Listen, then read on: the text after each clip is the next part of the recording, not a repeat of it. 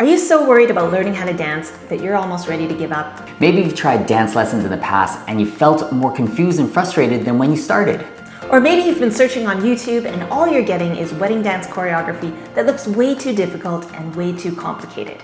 We're here to tell you that learning to dance can be much easier than you think, just as long as you stop trying to memorize complicated foot patterns and instead start thinking about the simple act of walking. That's right, you heard us correctly. Dancing is as easy as walking. So in this video, we're going to go over 3 simple elements to do with walking that will help you dance together more naturally and confidently. Some couples come to us after having taken dance lessons at a different studio. There, they've memorized step patterns, they've counted music, and they've had to practice quite a bit just to get things right. These couples often remark at how easy and how naturally they can dance with our everyday dance style. All because they learned how walking, the simple 3 acts of walking, can translate into really easy dancing.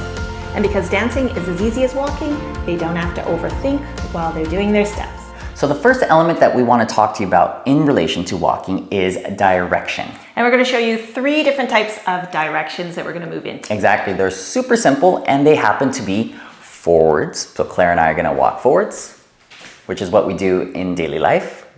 Backwards.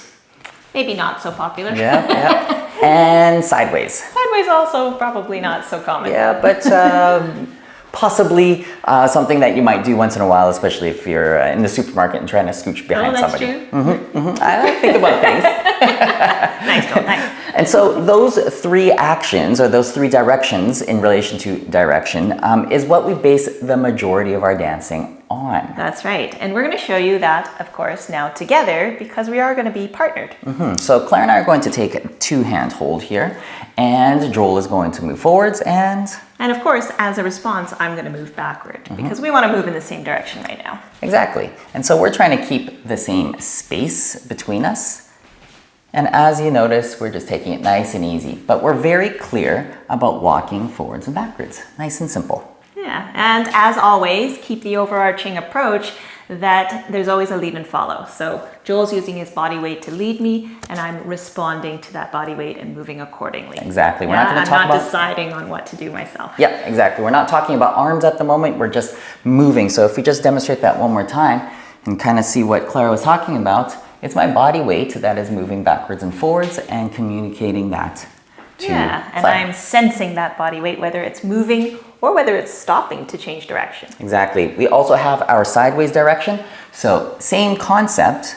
I will be now moving my body weight to the side in a certain direction, and Clara is following me while we're doing that. That's right. The second element of walking is space. Exactly. When we're talking about dancing with a partner, we want to make things a little bit more interesting and therefore changing the space between ourselves. Yes, in the previous example, we were walking in the same space, into the same space, but sometimes we might want to walk into opposite spaces or different spaces to change it up. Exactly. So, for instance now, Claire and I can now change the space by, for instance, now going away from each other, increasing the space between ourselves. Yeah. At the same time, from there, we can get ourselves to come back in to this space. Yeah, so as you can see, the space expanded and then it contracted. All to do again with the idea of walking. We're walking away from each other, or possibly Clara is walking away from me and I happen to be stationary. Okay? And then I could, for instance, now draw Clara back in to again change the space without actually having to worry about my own feet. And again, I want to emphasize that we still have to have the overarching approach where Joel is the one that's leading the changes in space. Exactly. And I am responding to that. Right. In tip number 1, or we could say element number 1, we were talking about direction of movement. That had to do with our body weight. In this now element number 2, we're talking more about how the arms work, and specifically how the lead's arms now communicate to what he would like his partner to do. That's right. In the first example, we had talked about how the body weight is what initiates me to go. So his body weight coming towards me is initiating me to step backwards. The arm extension is telling me continue to go backwards. Exactly. And again, it's all to do with walking, or in this case, not walking. So to bring me back, the same rules apply. So if I'm separated out here, still you can see Joel's body weight initiating me to change direction and move forward, and his arms contracting to to create a smaller space. Exactly. If I didn't use my arms to actually change the space, it would kind of look like this. So I've sent Clara there, and then I've sent Clara back, but there's really no changes in space. So again, we're just talking about direction in terms of the idea of movement and walking, but no space changes, which makes it a little bit more boring. So notice how we do it correctly now, with the changes in space due to the body movement and the changes in the arms. Exactly. So for our third element of walking, we'd like to talk to you about energy. So just as you can walk faster or slower, we can lead and follow faster or slower. Exactly. So for instance, if we happen to be doing a really slow song, I can now employ a much lower or softer energy. Yeah. And likewise, I have to respond to that. So if he's giving me a really soft, smooth energy, then I'm going to walk soft and smooth as well. Exactly. If it happens to be a much more quick or rambunctious song, maybe a rock and roll song or something like that, then it wouldn't make sense to do it at this energy level. Exactly. I want to be able to bring Clara room and create that now characteristic of the energy being much higher because the music is much higher. So maybe as a couple, sometimes you're sauntering down the street, having a nice walk, it's a nice spring day. Or maybe together, you're trying to catch the bus or the train, and so you're trying to hoof it a little bit more. Exactly. So you got to experience those different times where you need different energy, and then put it into your dancing. Exactly. So now that we've covered those three elements, direction, space, and energy, let's see how they relate to an action like an underarm turn. All right? So for instance now, if we just talk about direction, I'd like Claire to walk backwards, I'd like her to walk forwards, then I'd like to walk backwards, and finally she's gonna walk forwards again. Yeah, these are all the directions where Clara is walking. So let's do that again, but showing the differences in space. Yeah, so watch the space change, bigger to smaller, to bigger, and to smaller. Exactly, yeah. And so again, if we were trying to keep the same space the whole time, it would be kind of odd in terms of being congested, as well as just kind of looking a little bit silly. Yeah. And then if we talk about energy, when we're doing these type of things, we can have a faster zip across, and then maybe catch slower, and then come back. And again, we're using these different types or the dynamics of energy to make it interesting and applicable to how we want to dance.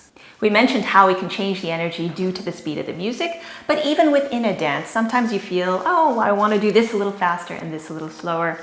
It's all good. Exactly. So if I did the same thing and everything was at the same energy level, it would almost feel a little bit too awkward and robotic. Yeah?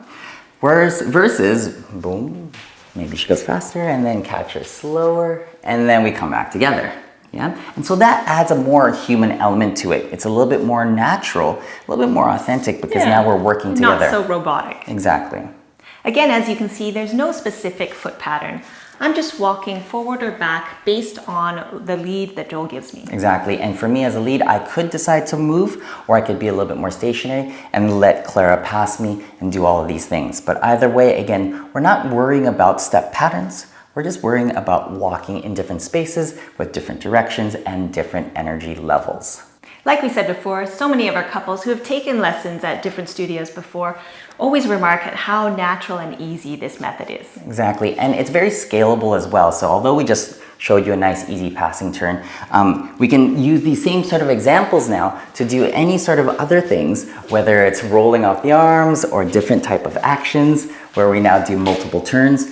All of these things come down to the basis of direction, space, and energy. And don't forget, I'm going to say it a third time, to keep the overarching approach that there's always a lead and a follow. That way, you're always dancing together and not having to memorize what we're doing. And for those of you who want to take this a step further, consider thinking about learning more about our dance course. Not only is our course online and you can consume it at home anytime, but we also include video feedback from yours truly, Joel and Clara. Exactly. People from around the world have been learning how to dance, whether it's for their weddings, for their vacations, or just to learn how to boogie around the house. They're having fun doing it in their own homes and being able to have a stress-free time throughout. So if you'd like to learn more, you can always book a call with us. The link is in the description below. And there's also a link for a free masterclass. Exactly. We talk about all of the tips and tricks as well as student success stories that are in our online program. If you enjoyed this video today, please like, subscribe, and hit the notification bell down below. Thanks again for watching, everybody. Here are some more videos for you to watch from Joel and Clara. But for now, we'll see you in the next one. Bye.